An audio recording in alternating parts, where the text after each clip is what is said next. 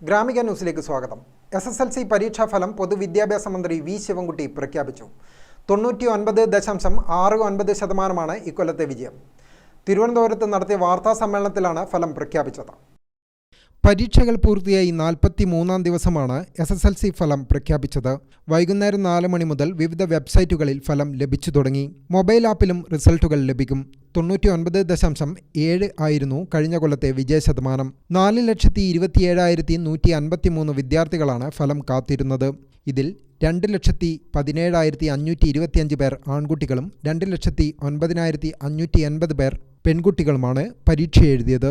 ഇതിൽ 4,25,563 പേർ ഉപരിപഠനത്തിന് യോഗ്യത നേടി. 71,831 പേർ എല്ലാ വിഷയത്തിലും A+ നേടി. പാലാ വിദ്യാഭ്യാസ ജില്ല 100% വിജയം നേടി.